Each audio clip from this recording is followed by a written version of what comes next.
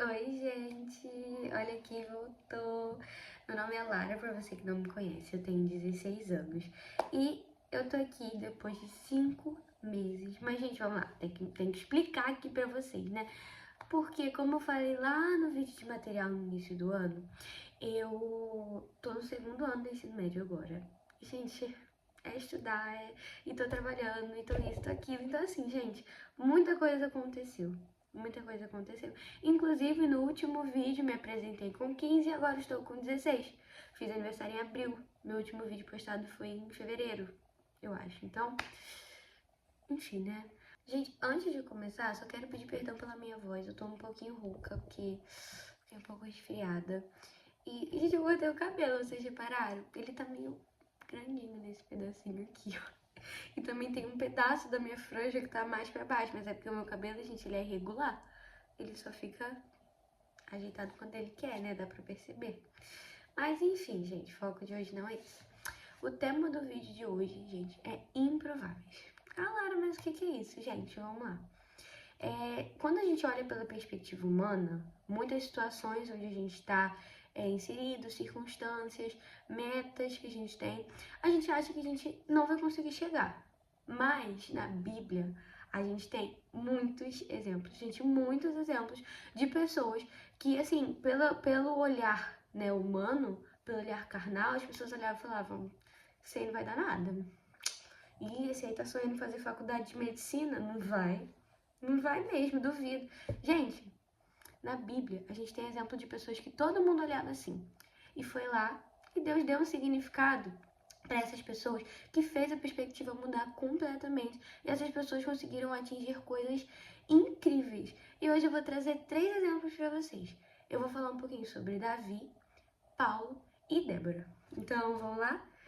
Gente, vamos começar aqui com Davi, aquele que a gente conhece como homem segundo o coração de Deus. A gente sabe que Saul foi rejeitado por Deus como rei de Israel. E aí Deus enviou Samuel para que fosse à casa de Jessé para encontrar aquele que tinha sido escolhido por ele para ser ungido, né, para reinar após Saul. Quando Samuel chega à casa de Jessé, ele vê 7 filhos que tinham aparência forte, né, de guerreiro e tudo mais. E aí ele olha para esses homens, vira para Jessé e fala: não é nenhum desses que Deus escolheu. Sabe quem Deus tinha escolhido? O mais novo, o menorzinho, aquele que era pastor de ovelhas e que nem estava presente no momento. E esse tal era quem? Davi. Davi estava cuidando das ovelhas do pai dele, não estava nem presente naquele momento ali. Então o que a gente pensa? Caramba, Jessé tinha 8 filhos. 7 eram homens fortes, tinham aparência de guerreiro, tudo mais, e Deus escolheu aquele que é pequenininho, pastor de ovelha. Gente, ninguém, vamos pensar aqui, se fôssemos nós para escolher, a gente não ia escolher o menorzinho. A gente não ia escolher o pequenininho, aquele que, né, tava escondido ainda por cima. A gente iria escolher quem? Um daqueles. A Bíblia diz que até Jessé virou e falou, né? Mostrou Eliabe, provavelmente o filho mais velho, e virou para Samuel e falou: eis aí o ungido, o escolhido de Deus. Só que na real, não era. Samuel virou para ele e falou: não foi esse que Deus escolheu. Deus escolheu quem? Ó, o que estava lá atrás. Mas aí a gente tem que entender o quê? Que Deus, quando ele escolheu Davi, ele não estava olhando para a aparência, ele estava olhando para o coração. Em 1 Samuel 16:7 diz a seguinte coisa: porém, o Senhor disse a Samuel: não atentes para a sua aparência, nem para a altura da sua estatura, porque eu tenho rejeitado. Porque o Senhor não vê como vê o homem, pois o homem vê o que está diante dos olhos, porém o Senhor olha para o coração. Então, a gente já entende aí o que? O Senhor, ele não está olhando para a sua aparência. Ele não está vendo se fisicamente você vai ser escolhido entre os homens ou se você é o mais adequado de maneira física. Ele está procurando o seu coração. Ele está procurando a intenção do seu coração. E a gente sabe, aqueles homens, por mais que eles tivessem a aparência de que, sabe, teriam mais aquela, como se diz, aquela autoridade, mas aquele que tinha um coração mais puro e sincero diante de Deus não eram eles, era Davi. E foi por isso que Deus escolheu a ele. A gente também conhece muito Davi por conta da história, né, dos gigantes. Davi derrotou o grande filisteu. E, gente, uma outra situação também é loucura. É muita loucura pensar nisso. Como é que pode um cara pequenininho derrotou um gigante enorme, entendeu? Muito grande que nenhum outro homem teve coragem para se disponibilizar. Aí vem aquele miudinho, sai do meio de todo mundo e fala, eu vou lutar com ele. E tipo assim, todo mundo ficou olhando. Você? Tá. A Bíblia diz que até o filisteu... Gente, vamos concordar aqui, né? Um cara de, sei lá, 3 metros de altura e um miudinho de 1,50 m, todo mundo vai olhar e vai falar, vai dar certo isso aí não, esse menino vai sair todo quebrado aí. Vamos dizer que a gente não pensaria assim, gente, não vamos mentir. Não vamos mentir, vamos ser coerentes, porque todo mundo sabe que se a gente visse uma pessoa de 3 metros de altura e um de 1,49 m, era meio, né, quem ia ganhar. Mas aí, tinha outra opção. Não tinha. Ele foi ali o que se dispôs, que Deus falou pra ele, Davi, vai, você vai pegar as pedrinhas e você vai lá. Inclusive, uma curiosidade que nem todo mundo sabe. Aquela pedrinha que Davi jogou, ela não matou Golias não, tá? Aquela pedrinha, ela bateu na cabeça de Elias e Elias, gente, meu Deus, Golias, perdão, errei, Golias. Aquela pedrinha bateu na cabeça de Golias e depois Davi cortou a cabeça dele. Então, só uma coisa aqui, né? Porque todo mundo... A gente sempre fala muito sobre isso, né? Que aquela pedrinha matou Golias, mas na real não foi a pedrinha, né? A pedrinha atingiu e aí depois Davi veio com uma espada. Voltando lá atrás, a gente lembra que Davi foi ungido como rei. E aí depois que ele foi rei, gente, ele também fez coisas erradas. Gente, ele é humano, como nós somos. E ele cometeu coisas como adultério, ele cometeu homicídio, mas, ainda assim, ele não deixou de ser homem segundo o coração de Deus. Sabe por quê? Arrependimento. Houve uma coisa chamada arrependimento. Apesar de ele cometer erros, apesar de ele cometer falhas, assim como todos nós cometemos, ele sempre teve um coração inclinado ao Senhor. Ele sempre foi muito verdadeiro ao se arrepender. Ele não só fazia, assim, ele não tinha um arrependimento raso, de eu falar hoje, Senhor, eu me arrependo, chegar amanhã e fazer de novo. Ele se arrependia de todo o coração. Ele se prostrava diante do Senhor, pedia perdão. Ele de fato se arrependia com todo o coração dele. Dali ele não cometia mais aquilo pelo qual ele havia pedido perdão. Então é muito simples. A gente tem que ter o quê? O coração inclinado ao Senhor. A gente não é isento de falhar, de errar. Até porque se a gente fosse perfeito, Jesus não precisaria morrer pelos nossos pecados. Mas a gente sabe o quê? Que a gente consegue todos os dias caminhar para ser mais próximo de Cristo. Então, não é porque você comete falhas, você comete erros, que Jesus não te ama, que Jesus não vai te perdoar. Gente, a graça é isso mesmo. É um perdão que é imerecido. Para a gente receber a graça, basta a gente se arrepender. Mas não se arrepender de forma superficial. Se arrepender de todo o coração. Inclinar o nosso coração ao Senhor. Nos prostrar diante dele e falar, Senhor, eu me arrependo. E daí a gente parar, largar as velhas práticas, largar o velho homem. Gente, a segunda pessoa que eu quero falar aqui é sobre Paulo. Gente, se vocês soubessem, assim, tanto que eu admiro Paulo. Pra mim, Paulo é um dos homens mais bravos da Bíblia. Eu já li todas as cartas dele e é incrível quando a gente pensa que Paulo, ele foi um dos maiores perseguidores dos cristãos e depois ele se tornou um perseguido. Chega a ser meio desconexo. Mas o evangelho é assim mesmo, gente. O evangelho é composto de várias loucuras que se juntam e formam algo que faz total sentido. Se é que deu pra entender isso que eu falei, né? Mas enfim, vamos falar um pouquinho agora sobre Paulo. Paulo, a gente sabe que ele era perseguidor. Mas coisa que nem todo mundo sabe é que Paulo ele era um fariseu. Isso significa que ele era um mestre da lei. E ele acreditava que o movimento cristão... Ai, gente, acabou botando na hora. Que o cristianismo, né, que era o movimento ali com Cristo, que foi derivado, né? cristianismo, derivado de Cristo, Messias, enfim. Ele acreditava que esse movimento ele seria prejudicial ao judaísmo. E era por essa razão que, mesmo sendo fariseu, o mestre da lei, ele perseguia aqueles que eram cristãos. Uma coisa sobre Paulo é que ele não matou nenhum cristão, ele não matou ninguém, ele apenas perseguia e prendia. Mas, apesar de ele não ter matado, ele consentiu com a morte de um homem chamado Estevão. Isso está escrito em Atos 7, 58, 59. Vou ler para vocês. E expulsando-o da cidade, o apedrejavam, e as testemunhas dispuseram os seus vestidos aos pés de um mancebo, chamado Saulo, e apedrejaram a Estevão, que em invocação dizia: Senhor Jesus, recebe o meu espírito. Então aqui o que a gente fala, né? Em algumas traduções vai dizer que eles colocaram as capas deles aos pés de Paulo. Isso significa assim, quando eles faziam esse ato de botar a capa sobre os pés dele, é como se eles dissessem: a gente está te pedindo permissão e você está permitindo. Então, apesar de ele não ter com as próprias mãos, né, matado ninguém, ter cometido ali um homicídio, ele consentiu com a morte de Estevão. A Bíblia diz que ele respirava ameaças de morte. Gente, vamos lá. O Evangelho é vida. Na nossa cabeça, vamos pensar aqui nos nossos botõezinhos. Uma pessoa que respira ameaça de morte tem alguma chance de essa pessoa começar a viver um evangelho que prega a vida? Isso são, tipo assim, ideias completamente opostas, isso é uma antítese. Mas é óbvio que faz sentido quando a gente olha por qual ótica?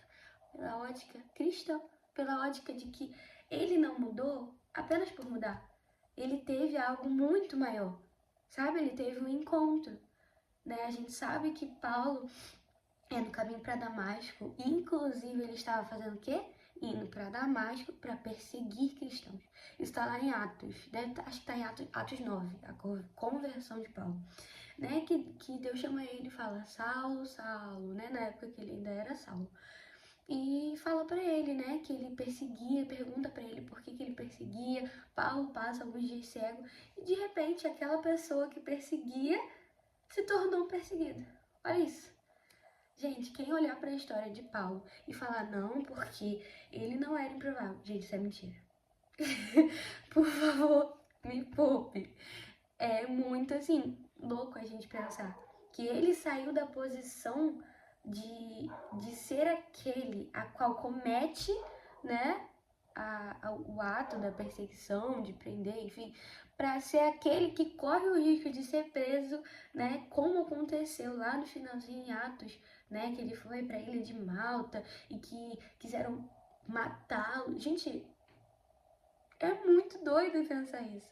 A pessoa que antes supervisionava, né, que via pessoas entregando a vida pelo evangelho, agora é uma pessoa que estava correndo risco da sua própria vida por esse mesmo evangelho. Olha que coisa louca, que coisa assim, que a nossa cabeça limitada não consegue encaixar uma coisa na outra, gente. É tipo assim, muito louco. Vale a gente trazer aqui que Paulo, como a gente falou, ele passou por esse processo de conversão, de sair de um perseguidor para um perseguido. E o nome disso é metamorfose. Acredito que muita gente já escutou esse termo, né? Metamorfose é o que acontece quando a lagarta entra no casulo para se tornar uma borboleta, mas metamorfose fala muito sobre mudança de mente. Que meta, gente, se eu não me engano, tá? Se eu não me engano, meta é cabeça, né, mente, e morfose é a mudança. Então, quando a gente fala metamorfose, a gente vai ali na palavra, a gente vê mudança de mente. Então, Paulo, ele passou por uma mudança de mente. Ele escreveu quase metade do Novo Testamento. São 27 livros no Novo Testamento, Paulo escreveu 13. Paulo escreveu 13 cartas. Isso é praticamente a metade do Novo Testamento. Então, calma aí. Se até o temido Saulo passou por essa metamorfose e se tornou um dos caras mais conhecidos da Bíblia, um dos caras mais conhecidos na propagação do Evangelho, até quando você acha que não vai ter jeito na sua vida? Ah, mas porque eu errei, porque o meu passado eu fiz isso. A partir do momento que você passa por uma metamorfose, a partir do momento que Jesus te encontra, a sua vida muda, o seu passado passa a não importar. Deus, ele ama, a gente sabe, a gente já conhece muito essa frase, né, que seja um ditado popular, mas que Deus ama o pecador e não ama o pecado. Então, isso aí a gente já tá dizendo o quê? Todos somos pecadores. Então, você não vai esperar, você vai falar assim, ah não, quando eu parar de fazer isso aqui, eu vou para Deus. Quando eu, vamos pensar assim, um exemplo hipotético. Ah, quando eu parar de apostar, eu vou para Deus. Gente, a Bíblia fala o quê? Deus, o médico, ele vem para os sadios ou ele vem para os doentes? Deus, ele veio para ajudar aqueles que se acham autossuficientes ou aqueles que estão pedindo ajuda. A Bíblia tem uma infinidade de versículos e parábolas e histórias que falam sobre pessoas que falavam que Senhor me salva, Senhor me ajuda. Foi para eles que o Senhor veio. O Senhor não veio para aqueles que se diziam autossuficientes, aqueles que achavam que não precisam de ajuda. Então, para um pouquinho com isso de, ai, mas eu pequei assim, eu pequei assado, e o meu passado, e a minha família, e não sei o que, não sei o que. Gente, a partir do momento que você encontra, que Jesus te encontra, o seu passado ele não importa mais. O que importa é como você vai agir do momento que Jesus te encontrou para frente. E aí já é uma decisão sua. Quando Jesus te encontra, você é capaz de abandonar os seus pecados, mas é só com Ele. A gente tem que entender que a gente não vai conseguir largar nenhum pecado se a gente não tiver Jesus ao nosso lado. Agora eu vou falar sobre uma mulher que era profetisa e juíza, e essa mulher é Débora. Eu vou falar um pouquinho do contexto da história dela, porque apesar de a gente falar muito sobre Débora, poucos de fato conhecem a história. Então, Débora, ela foi, como eu disse, uma profetisa e uma juíza, num período em que Israel estava sendo oprimido por Canaã, um rei chamado Jabim. E o comandante do exército deles era chamado de Císera. Eu acho que é assim que fala, gente, Císera. Débora recebe uma ordem de Deus para que Israel lutasse contra essa opressão. E aí ela chega a Baraque e fala para ele, Baraque, a gente vai precisar batalhar. A gente vai ter que ir, entendeu? Na cara e na coragem, porque foi o que Deus mandou. Só que aí Baraque olha pra ele e fala assim, Débora, eu só vou se você for. Aí Israel teve vitória e Débora foi conhecida, ela que recebeu o mérito. Não no sentido de ego, né? Não no sentido de, não sei o quê, mas enfim, no sentido de que ela recebeu o mérito, né? Pela vitória de Israel sobre Canaã. E vamos lá, a gente tem que primeiro aqui entender. Ela, como eu já falei lá atrás, era profetisa e juíza, num tempo onde a cultura era majoritariamente masculina e patriarcal. Tanto que no livro de Juízes é relatada como a única mulher juíza naquele período, né? A Bíblia não cita em outros momentos, mas a gente não sabe, né? Pode ser que houve sim outras mulheres, mas Débora foi a única relatada ali. E aí aqui a gente vê, né? Muitas vezes a gente se acha improvável pelo contexto que a gente está inserido, né? Débora, ela estava num contexto onde seria muito difícil para ela, né, ter essa autoridade, exercer liderança pública, mas apesar de tudo, ela foi escolhida por Deus para ser, né, aquela voz ali de autoridade espiritual, né, autoridade estratégica. Então a gente chega a uma conclusão de que homens veem muitos padrões culturais, enquanto Deus ele vê disponibilidade e propósito.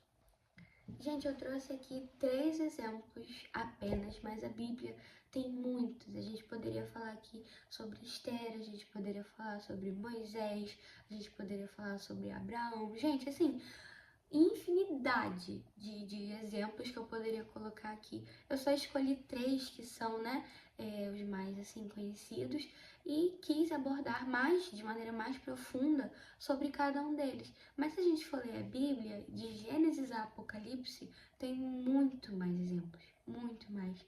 E o que eu quero te lembrar hoje é que Deus ele não está procurando enxergar as coisas da maneira como nós enxergamos. Hoje você pode se ver como improvável, mas Deus, ele não escolhe por meio da aparência. Deus, ele não escolhe por meio de um padrão. Deus, ele não escolhe por meio do seu contexto. Deus, ele escolhe aquele que tem o coração disposto, aquele que se mostra, sabe, Senhor, eis-me aqui. Senhor, eu tô aqui para que o Senhor possa me usar. E a gente fala também, pode colocar muito sobre a graça. A graça é o favor imerecido. É o sangue que foi derramado por aqueles que, né, não mereciam. Eu acho que, gente, a nossa cabeça é muito limitada. E quando eu paro para pensar que alguém sem pecado algum se entregou por tantas pessoas que tinham tantos pecados, gente, é absurdo. Eu nunca na minha vida eu vou conseguir entender isso. Mas realmente existem coisas que não são pra gente entender. E a graça é uma delas.